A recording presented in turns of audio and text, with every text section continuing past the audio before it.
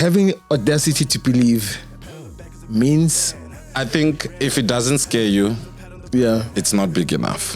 If we did everything at the level when we can afford it, then it would have taken us 10 years to get where we are now. There are two types of people that we meet when we are doing tastings. One that will say, I have an allergy or a health issue, I can't try. Also, I've come across many entrepreneurs that really build their brands through competitions, because when you win a competition, it comes with a certain amount of exposure. Yeah. Would you say that strategy is working for you guys? We continue to do it. So for every 20 doors you knock on, 1 or 2 will open. Pat. It's Pat on Brands. Watch how you branded, man. A pat on the back is a pat from the man. Let it be branded, man. A pat from the pat is a pat on the brand. If it's enormous. Welcome to the Audacity to Believe conversations, brought to you by Pat on Brands in partnership with African Bank. As African Bank celebrates 50 years, we are highlighting 5 SMMEs who embody what their slogan stands for: the audacity to believe. These are stories of resilience, bold ideas, and the power of backing entrepreneurs who dare to dream. And I'm your host, Pat Mahlangu. Let's dive into the conversations.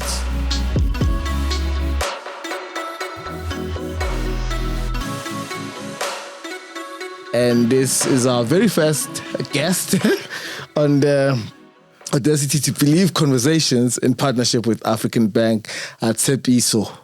Welcome to the Pat on Brands podcast. Thank you. Glad to be here. Co-founder of Chuck Chilli Foods. Tell us more. So, I was actually never really in food before 2019.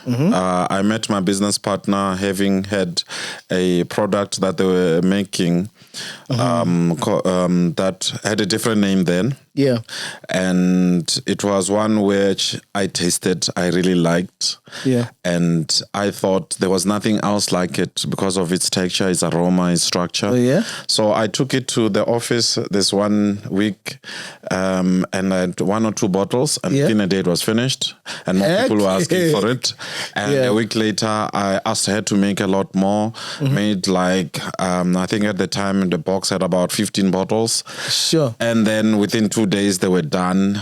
And then I got excited about it and I said, let's do it. Can I commercialize? Because I was at the time I was also working on another startup, actually in fintech. I was consulting in IT. Yeah. So this was my first intro to anything food related. Yeah. But I got really excited about it. Social media was the first point of call for me. And very quickly we started selling it at flea market, branded it, steep learning curve in terms of the compliance side. Yeah. And then we got our first handful of spas. Then that's when it was like, okay, this thing has got legs. Yeah. So, and that's when we rented a space because the municipalities wouldn't give us a certificate for a garage where we were operating from. And geographically, where is this happening? In Reimsach at that time. In Reimsach. So you're in a leafy suburb, so you were fine. So at that point, we then found the River Science Incubation Hub. I had a small space, 50 squares, that we could afford rent-wise. Started producing there. Literally, we were chopping, cooking, and doing everything ourselves. You know, How long ago was this? This was in 2019. Right at the beginning. Actually, end of 2018, beginning of 2019, we literally moved into the 2020. No, we moved in at the River Sands around March 2019. Oh, okay. Yeah. So we moved in pre-COVID. Pre-COVID. Oh, that's another story for another day. No, we're gonna get into that. I'm curious. So, and then at that time, we are cooking. We are getting a few people to help with the chopping, so we do our own cooking. When you've got this new baby, you want to protect everything. Got you. The recipe, the spice mix. To hold on to it. Which means to do that, you must cook yourself because you don't want to have that exposure. And we are experimenting. We are experimenting. Started with one flavor. Now we're making more flavors. How many flavors now? We have 3 flavors. Okay. We've got a mild, a original, which is where we started, and a hot. So we started with the original and we call it original because that's the one we started with. Yeah. And then some people said, no, it's too hot, we want it milder. Okay. We made the mild. And then some are like, fuck gas, it's not hot enough. Now we have hot. Now we have hot. hot. With extra habaneros. Okay. So that's then how the flavors evolved. And the flavors are still evolving. We still have people asking us to make the mild milder and the hot hotter. So you guys must be having a heavy hand on the chili, yeah? Yeah. But I mean, it's not called Chuck Chilli for... It's not, and our slogan is beware the kick, because it's exactly that. And that's really where the name actually came from. We wanted to have a name. So a lot of people would think, would go to a shop and they would think that it's a chili. I mean, it's an archer. So we wanted something that's what I thought. We wanted something that moves us away from the archer, and we're like something with a kick. That's it. Because archers have mango. And archers have a specific flavor and a way and a reputation that we didn't want. Okay. Every time you go to a retailer and they think you have an archer, what's the first thing they think? Yeah. My shelf is gonna be full of oil. We don't want that. And we'd always have to put. So those are some of the things that really got us to perfect and make sure our quality, our branding, the bottle. I wish I had brought one. But Tom will find a way of making sure that it does appear on the episode. Okay. All right. Yeah. So the Chuck Norris and the chunky chili and beware the kick. Yeah. Then how we got to where we are now. And you can even see there is a bit of influence in terms of our font and the Wild West. That's why we call our factory Texas as well. Okay. Our factory's got a name Texas. I saw a tweet or an X post last night about Texas, but I won't go there. I won't go there. But now, where do your paths cross with African Bank? So, look, we were excited to. We actually pitched in Soweto when they were having the Audacity, the pitch day to be on the ESD program. So we then pitched and we were selected to be part of their program, which was being hosted on 22 on Sloan. That's you. And we went through that whole. That whole program with I think we had to really dig deep in terms of reviewing our business model. We also then had to go through the formal coursework. We had a mentor who also was digging into our business, looking at making sure we have everything. You are a funny guy. Everything that we need to and I think it's also that part that really makes you start to take yourself seriously, because now you have somebody that wants to see what's really underneath. That looks at the statement and say, hey, you've submitted these financials, but let's go through all your bank statements. Do that too. There's very quick way to just look at somebody's bank statements and look at their financials and see if there's a correlation.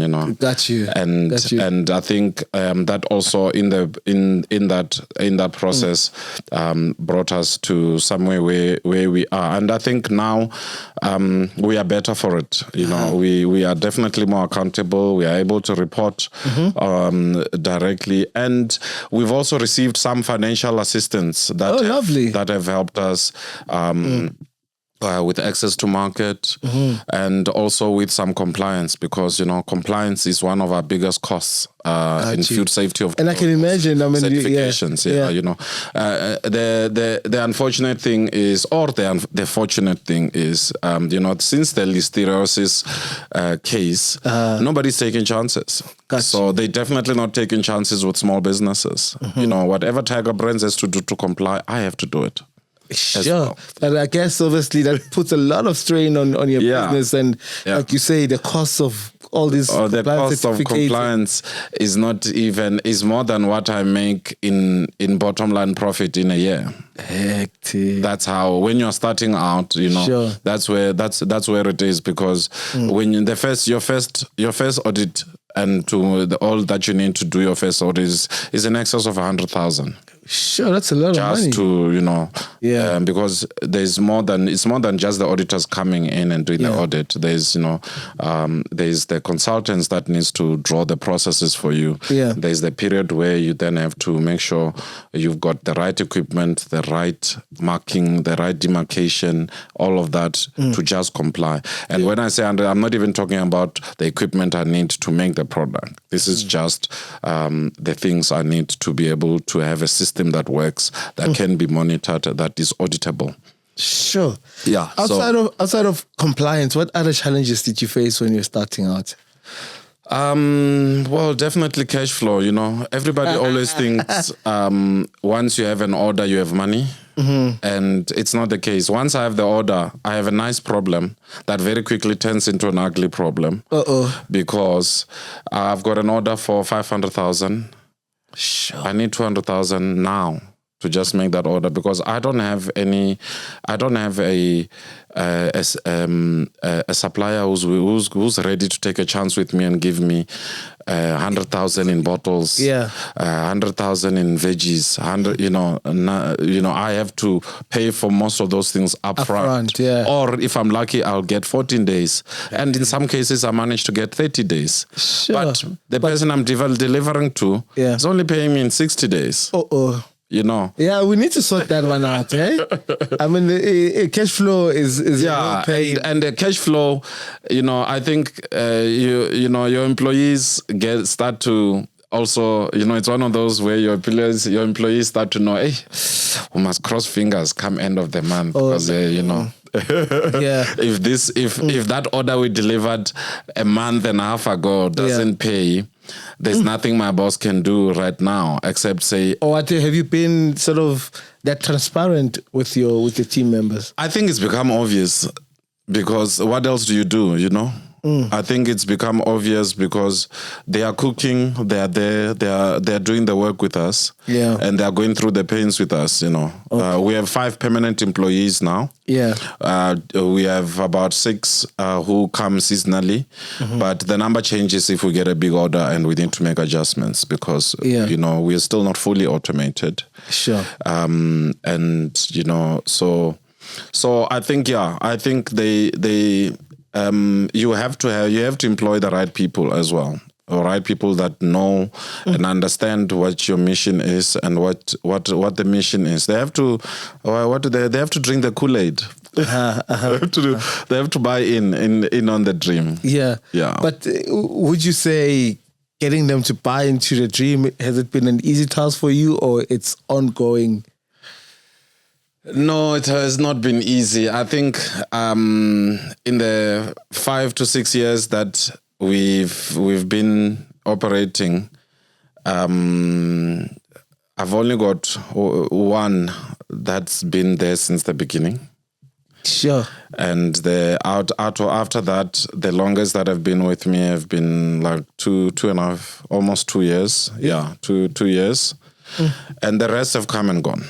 Sure, and I guess that's the story of any small business, really. But also, I'm glad in that some of them that have gone have not gone. They've moved to a different stage in their life. Some have gone to study, some have gotten better opportunities and stuff like that. We've even had a learnership program that has brought in a number of people. I enjoyed not having to pay the salaries for a few months. Then, learnerships as well. I don't get to vet them. They get vetted by a third party, but I have to face and fix the problems that the vetting missed. Got you. So there's that. Yeah. But I mean, obviously, the spirit of, if you look at the brand purpose, for African Bank, it's just around audacity and being audacious. Yeah. Would you say you starting Chuck Chilli has been the audacious thing you've ever done in your life? Sure. I think, my business partner is not here because she's in Dubai at the moment. We continue to be audacious. We are having really good... Actually, I think I read an article that you guys are looking to export. So Saudi Arabia. So the GCC market is one that has, with the help of SETFA and the DTIC, has now really is starting to look up because we are getting good reception, and we have to hold back. We go there with product to show and have tastings for suppliers, for buyers and stuff, but we have to hold back and not let it go in the first day, because literally in both trips, Saudi Arabia and Dubai, within the first day, almost all the stock was gone and people were kind of having a little bidding war to try and take it. Sure. Did you wish you could chatter? So I wish I could have taken boxes and boxes of this stuff, Oh yeah? But we only had what we could carry in our luggage. Oh no. So and the purpose is to make those connections, but we're definitely going to be back there soon, and we and I think for us it's the audacity has been in that the barrier to entry in food manufacturing is crazy.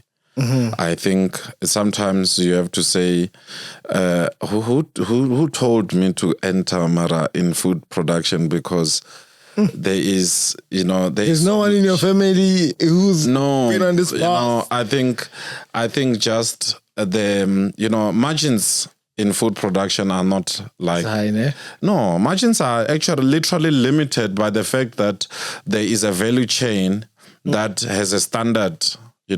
Your farmer, your suppliers for packaging, then your transport, then your retailer. Sure. And in the retailer, you've got merchandisers, you've got marketers, and then you've got the rebates that the retailer wants. You are selling at a certain price, but everybody's loading a cost onto it and eating your margin. So you really have to hold the fort and get to the numbers that then starts to make sense. Sure. So for us, those numbers are in retail and they are at national DCE levels. So our audacity is to get on DC level with all our retailers that we are supplying right now with drop shipment. And we are on a good path to get there. Amazing. Yeah. So talking about retail, how many retail sites and which ones where people can get? So Food Lovers Market was actually the one channel that gave us our first chance. Amazing. And how long ago was that? That was in 2021. Okay, in 2 years, you already... it was through a competition. We were in top 10, but the buyer really liked our product. Yeah. And so we are at all the Food Lovers markets. Can I please double click on the competition side, because you find that, a lot of entrepreneurs would say, oh no, get fine now we enter, but you never win. But also I've come across many entrepreneurs that really build their brands through competitions. Because when you win a competition, it comes with a certain amount of exposure. Yeah. Would you say that strategy is working for you guys? We continue to do it. That's why, if there's expos, we can get into competitions, pitching events, and those awards as well. There's only one. Can't afford to pay for the real ones, because the really big ones. Which the real ones? Which one? I won't get into that. You see that? But the thing is, anything that gets your brand to be seen by somebody and raises a question and a curiosity is something we will jump on. Oh, the good ones, of course, you know. I mean, there's a lot of chili brands, or not means to say a lot, there's a few chili brands getting attention through controversy of chilies that make your stomach work. So we're not in that business. We're not in that business. Yeah. Especially because specifically our brand and the way we make it is such that number one, it doesn't do that because we don't put any preservatives and things that make your stomach run. Okay. And also because we are all about flavor and quality and aroma. Yeah. And we always say, you know, we have met there are two types of people that we meet when we are doing tastings. One that will say, actually, let me say three. One that will say, I have an allergy or a health issue I can't try. One that will try it and will say, it's too hot for me, but I love the smell, the aroma and the taste of it and still buy. Yeah. And then the one that just loves it and has it with everything. Oof. So with the aroma, was it intentional from the onset? It's that Tshepiso taste, you know, that very, you know, I think I have some cousins in the States that are always taking product when they go back and when they share it with other people who are South African there, they always say it's got that Tshepiso, very South African type of taste, you know, it's like it's like, you know, that gravy, something that you want to just dip up into and eat with it. It's got that aroma, and you see, now you're making me hungry. Please stop. And that is basically in the mix, in the blend of spices. We are using very uniquely blends of spices, very uniquely South African blends of spices that are from here and so forth. And then also we are one of the few products that are more than 60% chilies. Wow. So a lot of people will add, achas are mango, but a lot of people with the chilies will add tomato. We don't add any tomato. We'll add excessive amounts of lemon and vinegar to make the quantities. Then they will also add some veggies that give the texture, and then the chilies are like a little bit. Okay. With us, it's 60-70% chilies, and then everything else is to calm the chilies down.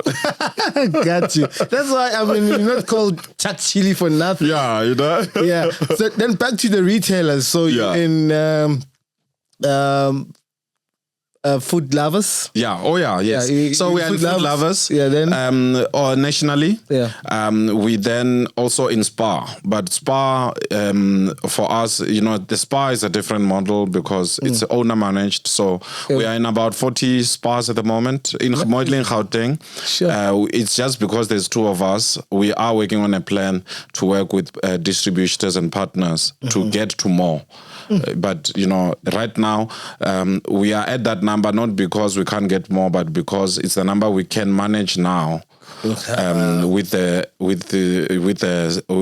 resources we have, you know. Okay. We only this year got a driver and a small bakkie, and that's starting to change, you know. Amazing. We only this year have a dedicated admin and invoicing, you know, person.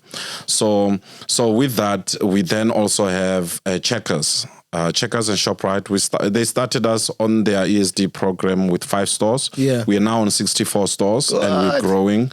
And our target is to be at the Gauteng DC and then National DC in the next, my dream is in the next year we must at least be in the Gauteng DC. But you know, it's a process. There's a lot to go into it in terms of funding that we need to get us there.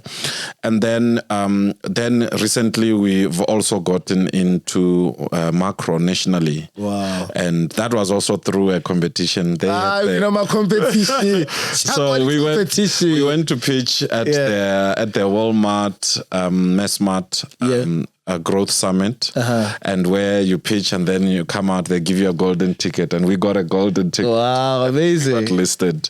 So who does the pitching? You, I can see both of us. Both of us. You got a personality. I think my business partner is better telling the story because I'm more technical. Got you. I'm more about the numbers. I'm more about when we are pitching. We almost have to both be there because she'll tell the story better. Yeah. But when they want to know what the numbers and what the projections and what are the assumptions, that's then all me. Oh, amazing. So would you say she's more creative and you more sort of... Yeah. So, and in the business, the people side, the marketing, the production is all here. I'm the operations. I'm the... the access to market, some of the compliance, which we share as well, and then also just the distribution as well.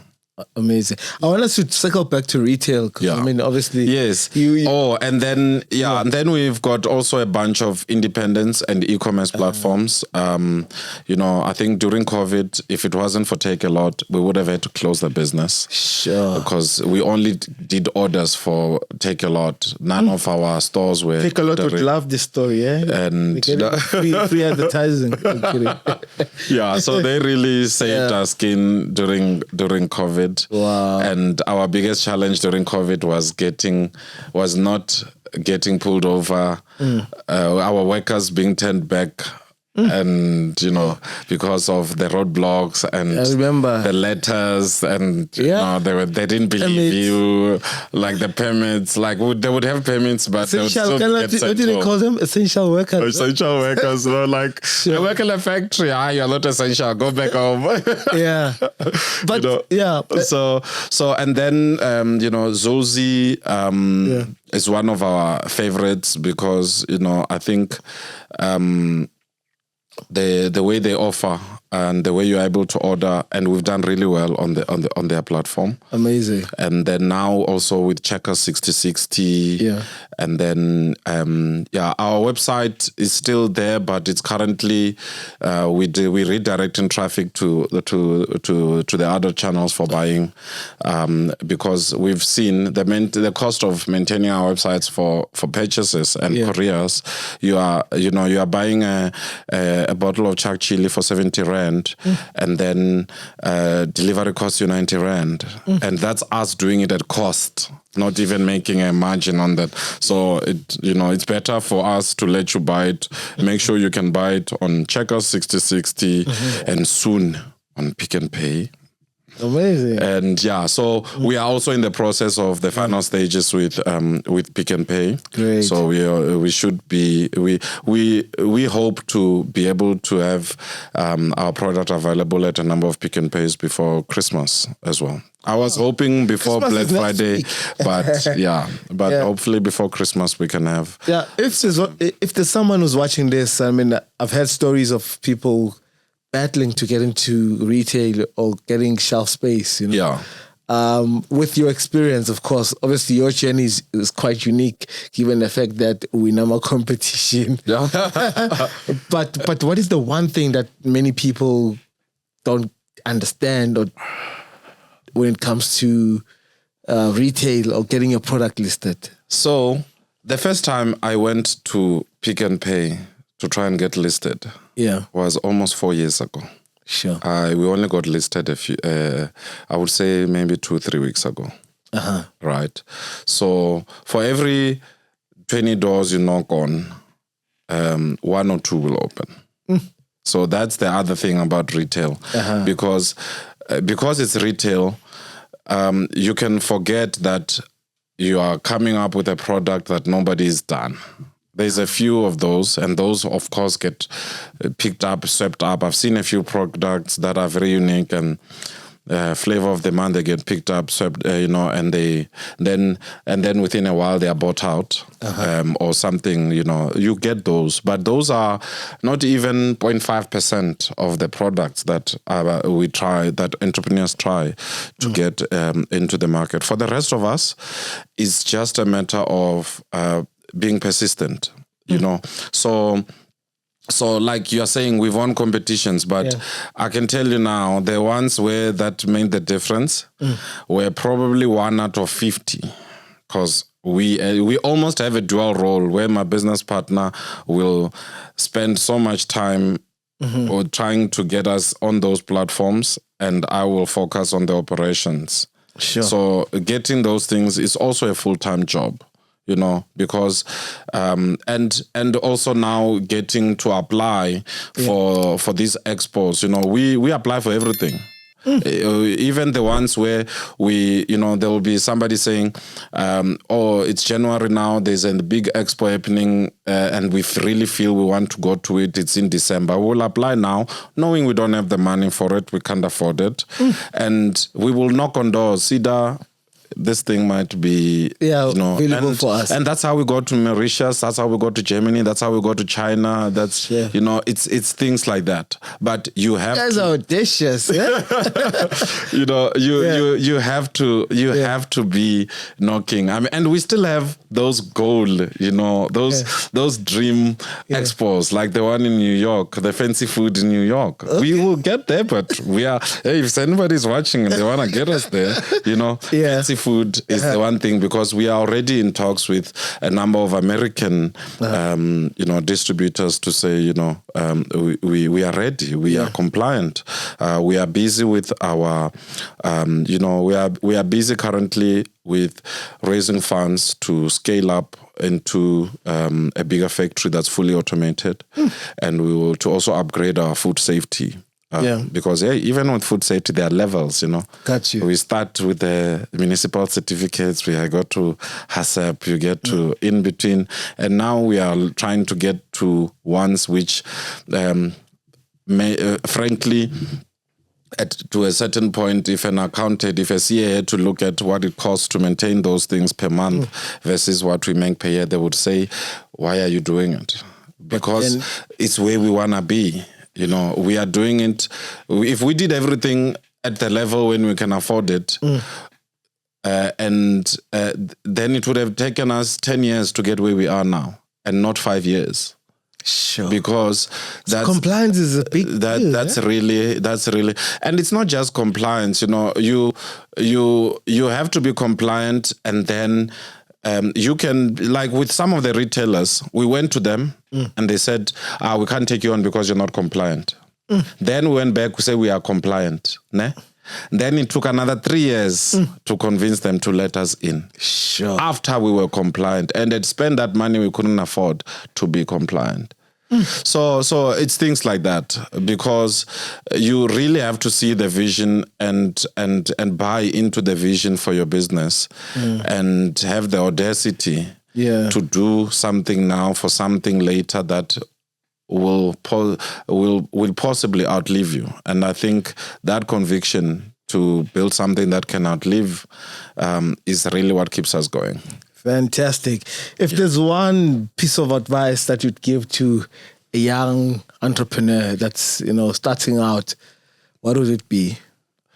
Well, look, I think if you're gonna go into food manufacturing, really make sure you are in for it, and you are up for it. But I think it's always important to do something that you will be able to enjoy doing at the worst time. Oof, that's quite profound. So for me, it's always, imagine if I was going through all of this and I was trying to build Chuck Chilli, but I didn't like the taste of Chuck Chilli. Yeah. Or I couldn't eat. You hated the process of making Chuck Chilli, So, and now because I enjoy it and I like it, I can do more. I mean, I think in one day we will have a talk on, what's on the line in terms of our product development. There's some exciting things, which are the things that once we have all of this on lockdown, we can really go into. But some of them, it's almost like building another Chuck Chilli because of the process to get into it. So I think that passion and that, you have to have the conviction because it's only conviction that will carry you through the tough time. Gotcha. Otherwise, don't go. Last question before I let you go, as we wrap up this very interesting conversation. Having audacity to believe means? I almost want to say it means having the to do what you think you can't do. You had to use that word. All right. Okay, let me say it in other ways. Don't worry. That's not parliamentary. So I think if it doesn't scare you, it's not big enough.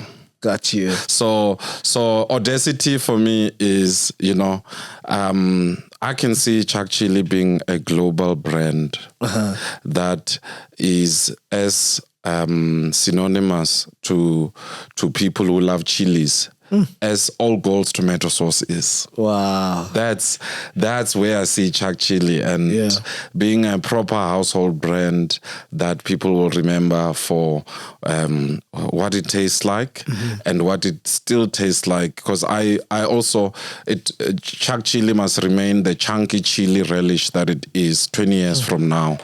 There will be other products, but the chunky chili relish is one thing that we must remain, and the quality must just get better. Amazing. Yeah. And how can people get a hold of you? Where do they find? Okay, I know we talked about the retail aspect, stores, but if maybe they want to connect with you personally and say, I'm inspired by your journey. I'm also in this food space, but I'm struggling with getting my compliance right. Yeah. Can you please guide me? No, definitely. I think I'm always on social media handles.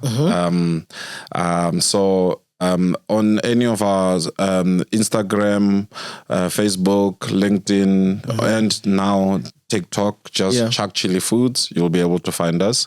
Otherwise, info@chuckchilli.co.za and our website, chuckchilli.co.za.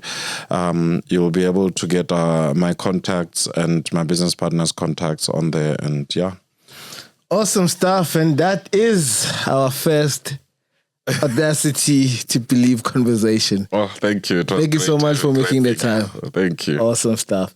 All right, everybody, if you find this story inspirational, please do like, comment, and share. Please don't forget to like, subscribe, and share this episode if you found it valuable.